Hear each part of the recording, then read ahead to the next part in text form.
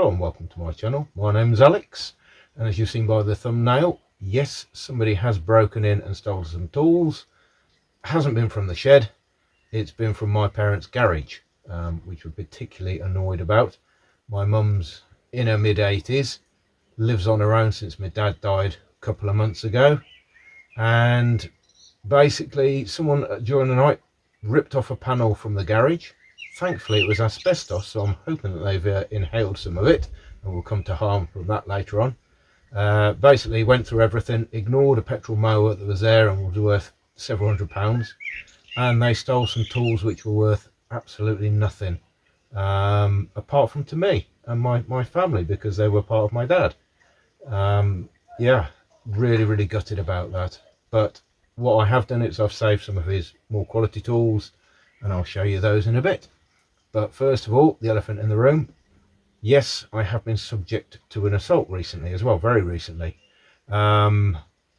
Luckily, I do know who the offender is, and I can put a picture of them on YouTube, but I will have to block out the face so that I don't have any repercussions further on, either through the law courts or anything like that. So have a quick look at the offender, then we'll start on with the tools. Never surprises me, the stupidity of people. Clearly they don't know what asbestos is and the damage that can be involved with it, but this is how they made their entry. As you can see, they went through all the cupboards and left the power tools for some unknown reason, apart from a Black & Decker drill, and then they took all his screwdrivers, including some old ones. So we'll make a start on the larger items that I've managed to save. It does look like there is a maker's mark on there, but it's going to need a really good clean up and a really good sharpen. Probably also a little bit of handle work as well. That'll be hopefully that'll tidy up quite nicely.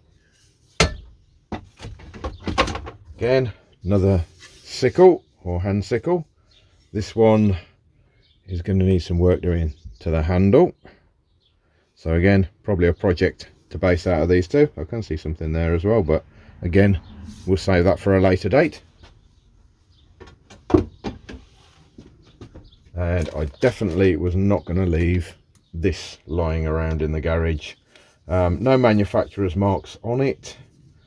The handle, although it does look in really good condition, is actually starting to bow. It's got a lot of dirt down there, but yeah, I didn't want anything like this falling into the hands of wrong uns. Scrotes, or wankers as we call them over here in the UK, because this seems to be the trendy thing now. If you're wandering around wearing grey tracksuits and grey hoodies, you carry a machete with you, because it's very intimidating and it makes you a really hard man. Okay, what about this guy? Ask yourself, why has he got his hat pulled down like that?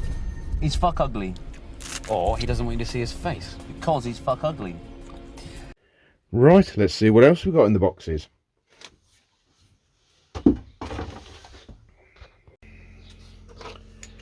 So we've got a very vintage pair of welding goggles by the looks of it. They are leather, but they're very stiff, so these are going to have to be stripped down completely, cleaned off, treating the leather, trying to get it a little bit more supple, and putting a strap on it, I reckon, so at least it can look as though it works. Save those till later. We've got a little box of Dremel or Dremel equivalent multi-tool type things, so that'll come in handy.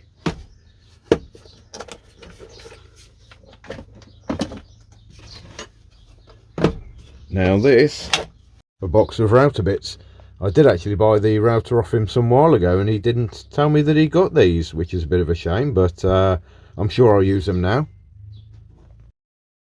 They'll definitely come in useful for future projects. You never know when you're going to need a hole saw. Unfortunately this one's got a couple missing, so that's a bit of a shame, but they seem to be in reasonable condition, so I'm sure they'll get some use.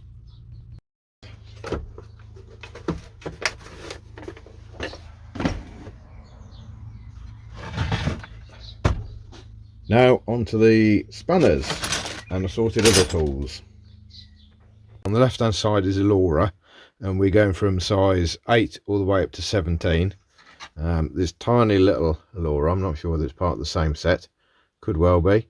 and that's a 5 and a 6, which I think's really cute.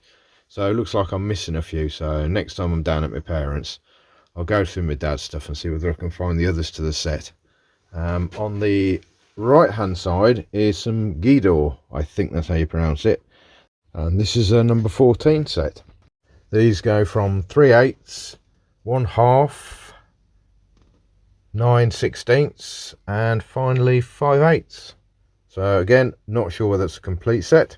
Both of these were German companies, probably around about 1920 thereabouts they were formed. Both high quality manufacturers as well. So the final spanners in this little haul: Roebuck, which was a British company. I believe it was started in I think it's the 1890s. Don't know an awful lot more about it, to be honest. Obviously Renault speaks for itself, and my parents did have a Renault 4 at one point quite a while ago, so I reckon that's probably come from the toolkit. And 17mm Brit tool, ring spanner and open end, again Brit tool. Says it all really, it's a British tool. So these are some of my favourites. This is a Stanley 99E.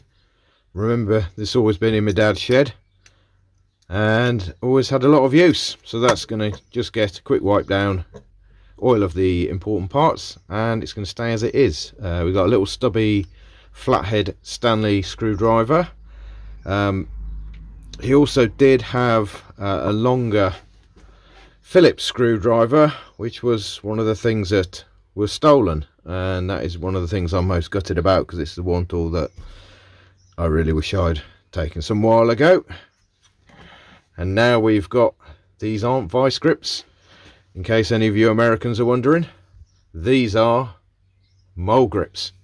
Now the difference of mole grips and vice grips is that mole grips were invented by Mr. Mole and Sons, but they actually stole the idea from the vice grips company in America. So we can't take any credit for inventing the vice grip, but we can take credit for having the mole grip. Great, eh? These are a bit seized up, so they're going to get not a strip down, they're just going to get cleaned up, taken apart, all the rust taken off them and oiled, and then put back into use. I went through the tray of tools off air. All this is just unmarked generic stuff.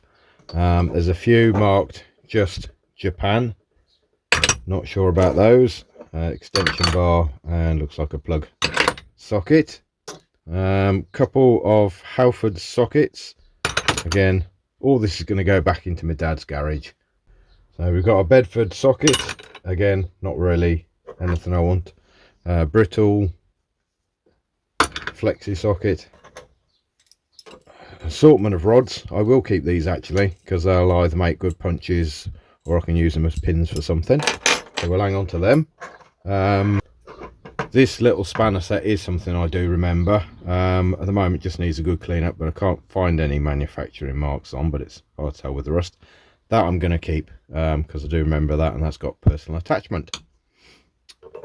This is just a box spanner, and it's Melco. Not heard of those, but I have heard of these, and that's, see if you can see, Bacco of Sweden. So I'm going to hang on to that, simply because I've got some Bacco adjustable spanners, and I'd never heard of this before either. This is Tipco.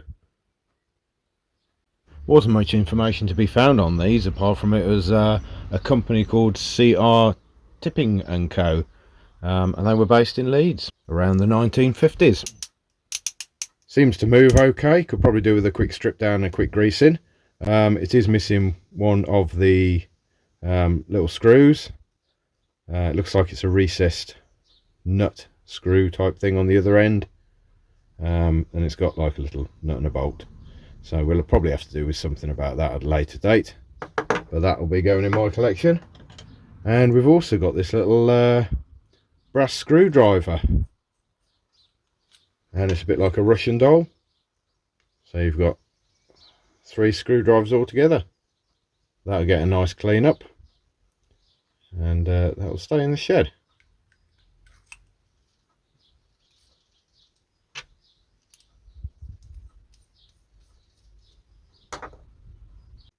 Now it's time for a very quick clean up on the mole grips, and I do mean very quick.